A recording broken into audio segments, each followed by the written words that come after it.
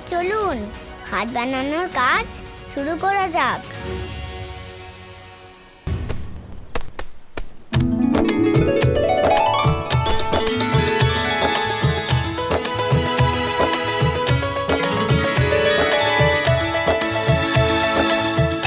খুব ভালো বন্ধুরা,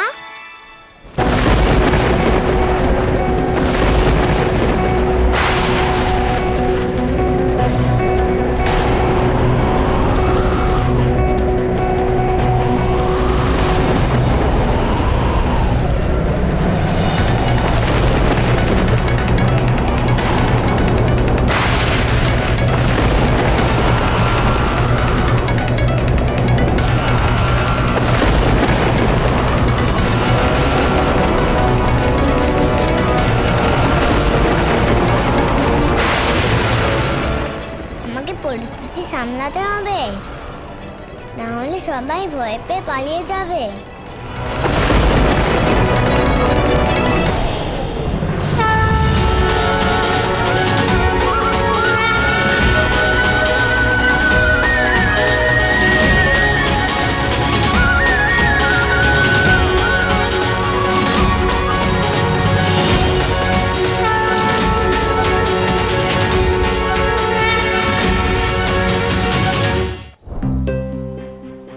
দাদা, বাবাকে বলুন যেন খাট তৈরির কাজ না থামে।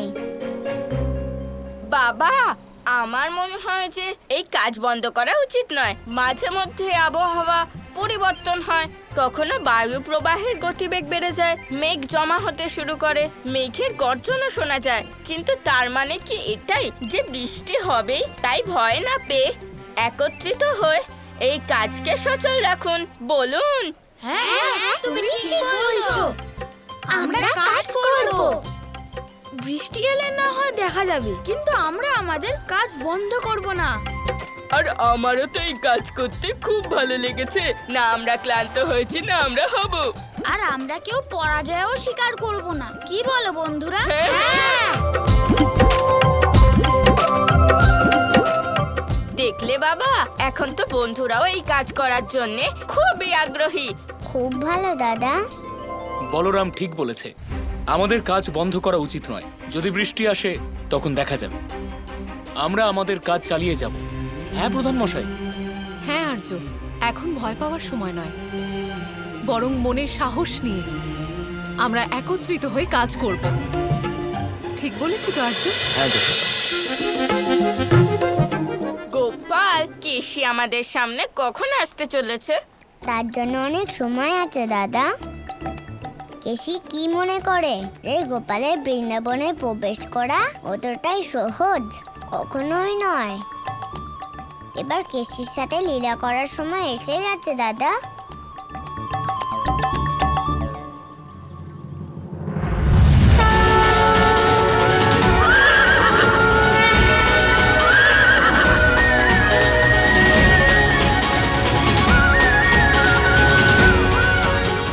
এত সুন্দর ঘোড়া, এই ঘোড়াটি কার?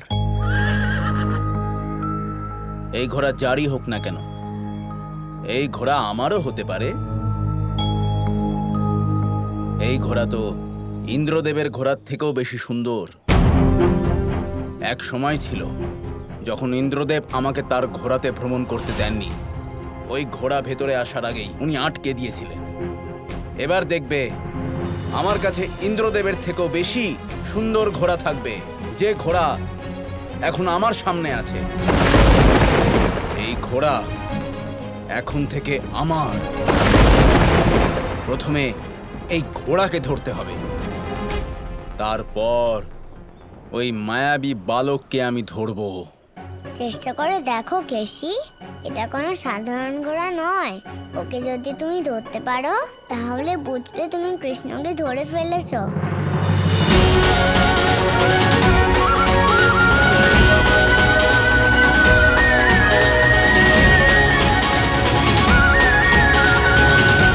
এই ঘোড়াকে তো আমি ধরতেই পারছি না। যাই হয়ে যাক না কেন, এবার তো আমি এই ঘোড়াকে ধরেই ছাড়বো।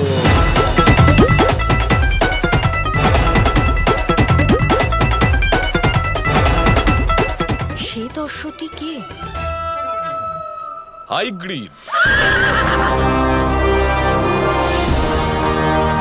হাইগ্রীবের বিষয়ে জানার জন্য তোমাকে একটা কাহিনী শোনাতে হবে গৌরী। প্রাচীন কালের কথা, পৃথিবীতে এক অশ্বদৈত্য উপদ্রব করছিলেন। তার নাম ছিল হাইগ্রীব। পৃথিবীকে তার আতঙ্ক থেকে মুক্ত করার জন্য নারায়ণ অশ্বরূপ নিয়েছিলেন। নারায়ণের সেই অশ্ব অবতার হাইগ্রীব নামেও পরিচিত। আর হাইগ্রীব নামে নারায়ণের এই অশ্বরূপ সকলকে মন্ত্রমুগ্ধ করে দেওয়ার মতো। যে তাকে দেখবে সে মুগ্ধ না হয়ে পারবে না। অর্থাৎ এই শ্বেত অশ্ব? এই শ্বেত অশ্ব আর কেউ নন, আসলে উনি আমার আরাধ্যেরই অবতার।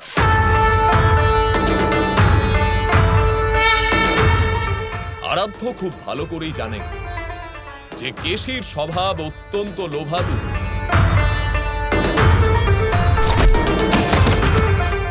ও অভিশাপও পেয়েছে ওর এই স্বভাবের কারণেই।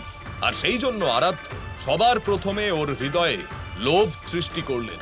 আর সেই জন্যেই ওর হৃদয়ে দেবরাজ ইন্দ্রের অশ্বকে পাওয়ার বাসনা জাগরিত হল। আর স্বাভাবিকভাবে যখন সামনে স্বয়ং হাইগ্রীব নামে নারায়ণের অশ্ব অবতার থাকেন, তখন কেউ মুগ্ধ না হয়ে কি করে থাকতে পারে?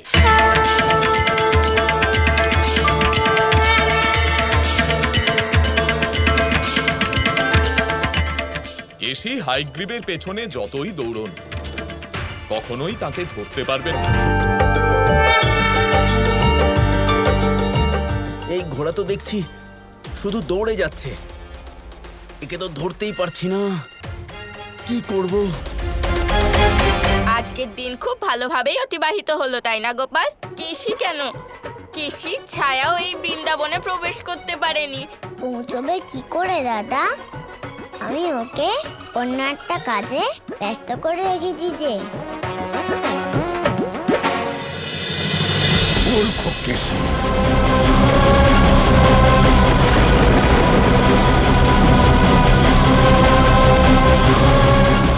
ওখানে কোনো অশ্ব নেই। মায়াবী কৃষ্ণ আছে, কৃষ্ণ।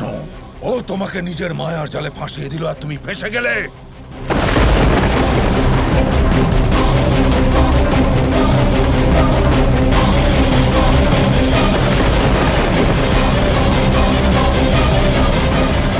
ওই মায়াবী বালক আমার সাথে ঠিক কাজ করেনি। এবার কেশী এই অপমানের প্রতিশোধ অবশ্যই নেবে। এবারে তো এই যুদ্ধ ব্যক্তিগত রূপ নিয়েছে। এবারে কেশী ওকে ছাড়বে না। ওই বালকের প্রাণ আমি নিয়েই ছাড়বো। গোপাল দেখো, সবাই এই ঘাটকে নিয়ে খুবই প্রসন্ন হয়েছে। কিন্তু এই আনন্দ খুব বেশি সময় আমাদের সাথে থাকবে না দাদা। তার মানে কেশী বৃন্দাবনে খুব তাড়াতাড়ি পৌঁছে যাবে।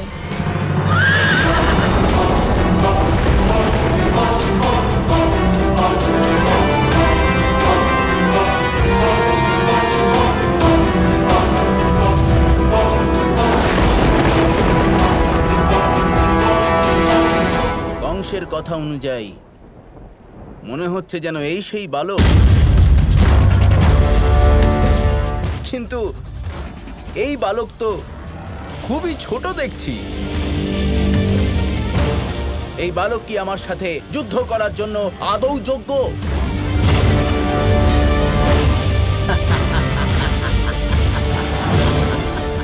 এবার সেই সময় এসে গেছে কেশী, এবার তোমার অহংকার ভাঙবে।